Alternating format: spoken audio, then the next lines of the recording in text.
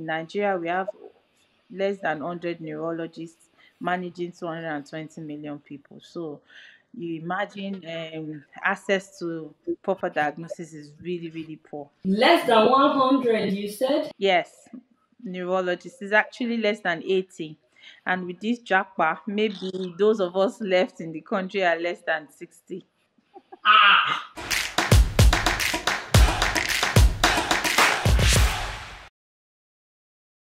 Guys, I have featured 3 people living with muscular dystrophy on this show. Thanks for reaching out to them. And today we'll finally get to know what causes it and is it treatable. But in the course of my interview, my guest today revealed that Nigeria as a country has less than 100 neurologists. I mean, I Googled it and I was shocked. As of February of this year, it is true. For you to understand how alarming, how devastating that is, the US's population is 333 million and they have more than 9,300 neurologists, which they are saying is not enough. They are seriously looking into recruiting more neurologists from other parts of the world. You know, that's like having one neurologist to about 35,000 people. Nigeria's population is 220 million and we have 80.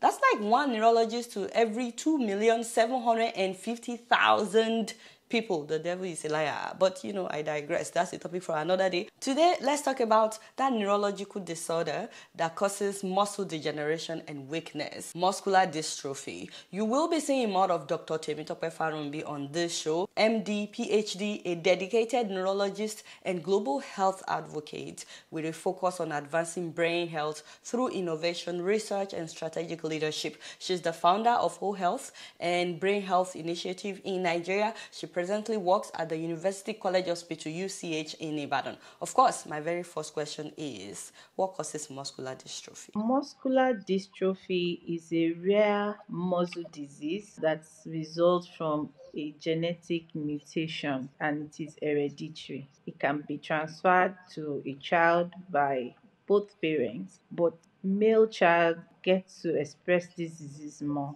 especially when their mom or female child carries it and then transferred it to their male child. It is hereditary, it's genetically transferred from parents to a child. So it has nothing to do with witchcraft or evil spirits.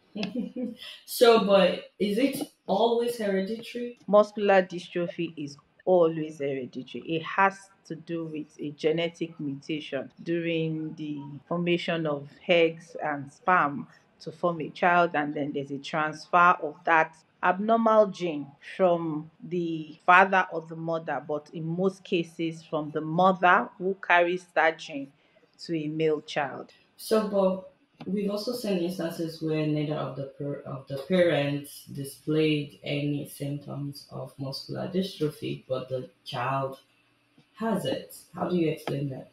Both parents may not have it. Maybe the father is not a carrier and the mother is a carrier, like I said.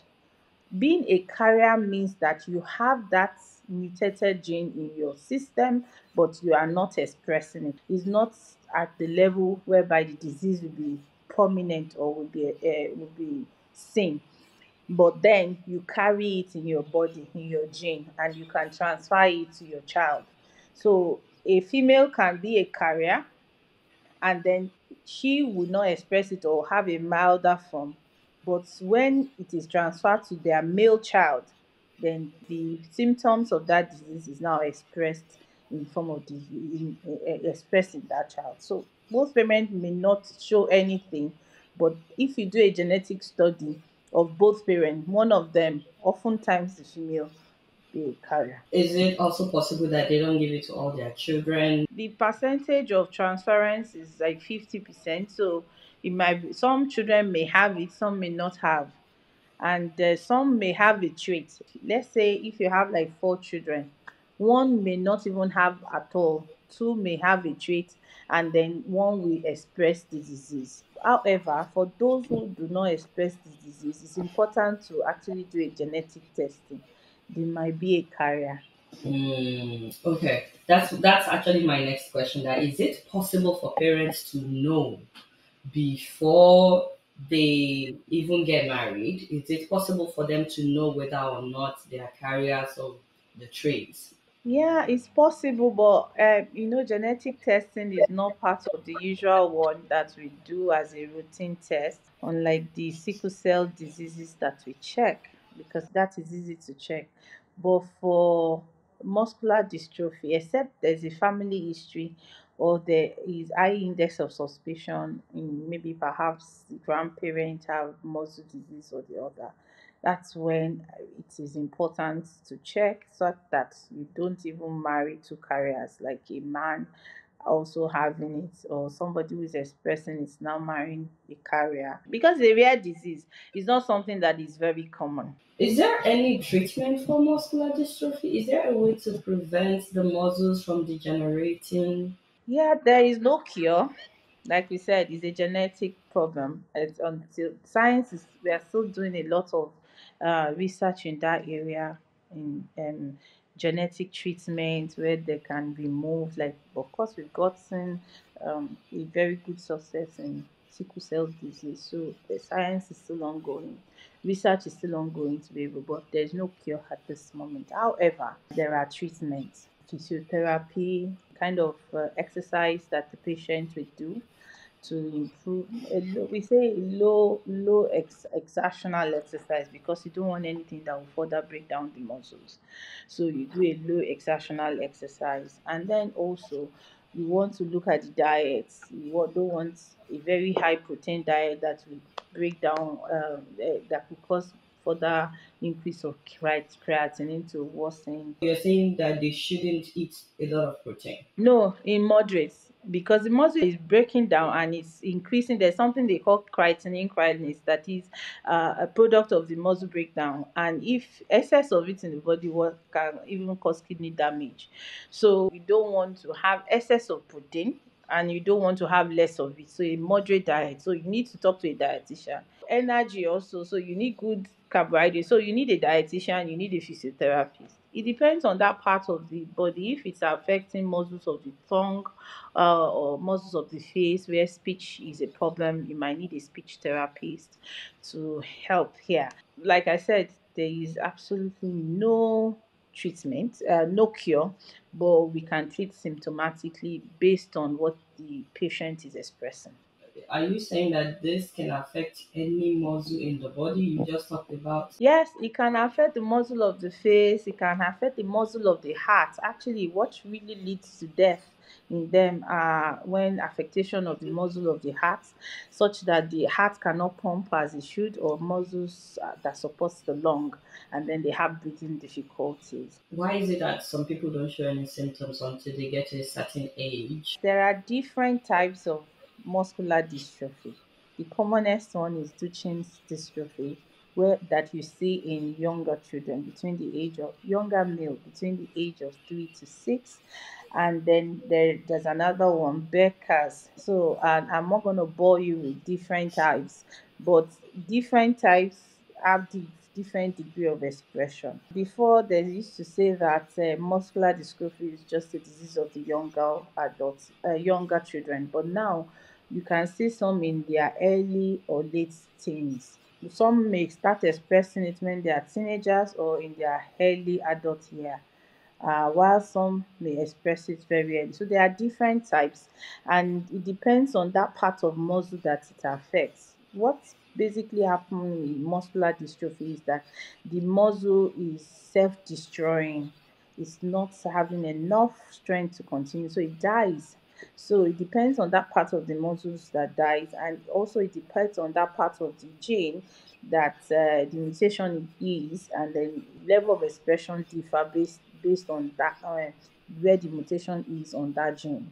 So some may express it early, some may express it in their teen age, or some may express it in late age. Hmm. We've seen people expressing it even in perhaps in their middle age, but it's very rare. Is there anything, let me start with the family, what they're supposed to be doing? Is there anything that as a society that we're supposed to do? And is there anything that the government is supposed to do to help people living with muscular dystrophy? Yeah, for their immediate family, it's important for them to have understanding of the condition. Once they have understanding that it's a genetic condition, it's helps better to be able to support them. And what do they need to support them with? Of course, some may need support for walking, some may need support for eating, even for bathing, and as time goes on, even for usual daily activities of living.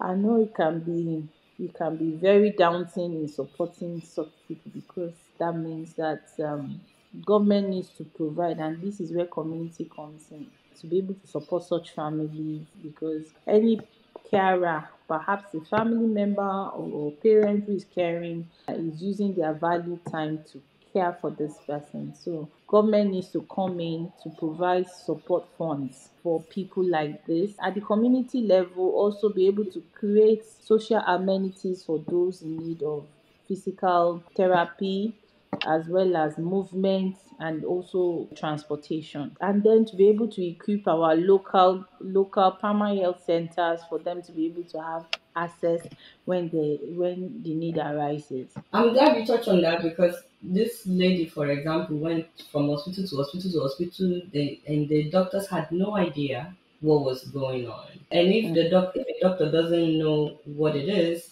then the family members automatically believed it's the works of the witches and wizards. It's because it's a rare condition. It's unlike malaria that everybody knows malaria. But a doctor should have high index of suspicion.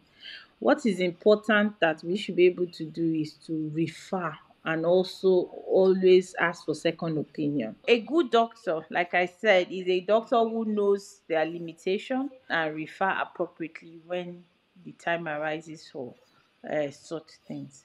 A doctor Okay. should not say, I don't know a thing, and then not signpost the patient to where they need to get help. So nobody knows it all. So, but it's important. Like, it's a neurological condition, and in Nigeria we have less than 100 neurologists managing 220 million people. So you imagine access to proper diagnosis is really, really poor. And now that is a case that is rare, it's not a common case. So you won't expect much people to actually have that high index of suspicion, except you have been trained to be able to identify such. Less than 100, you said? Yes, neurologist is actually less than 80. And with this Japa, maybe those of us left in the country are less than 60. Some of us are patriotic enough to stay and produce more doctors, but we will encourage the government to encourage the workers, because the workload, like I said, 70 neurologists managing 230 million people is huge. But if we have the government encouraging us to stay, supporting welfare, ensuring there is security and infrastructures in place, some of us would love to stay back and not go and use our hard-earned knowledge to save other countries. Thank you so much for your time. Honestly, I'm really grateful. Is there something that I didn't ask that you would like to touch on real quick? Yes, it's very important to talk about the symptoms, identification of the symptoms, so that the people will have high index of suspicion. Usually, people with muscular dystrophy, what they often complain about is weakness of their muscle, having difficulty standing up from a sitting position or a lying position. And some could actually complain of muscle pains from mild to moderate to very severe. About 25% of them complain of severe pains. And so, generalized weakness in a small child, a male child, should raise index of suspicion. When you are always getting weak, the child cannot run for a while, falls, when they start falling too frequently, these are the things that one should start looking out for. And then pains in the muscles. And then as time goes on, somebody could start having, if it affects the face, it might have speech problems. So these are the things that we make someone to actually seek for help early. Because if you start treatment early, quality of life is good.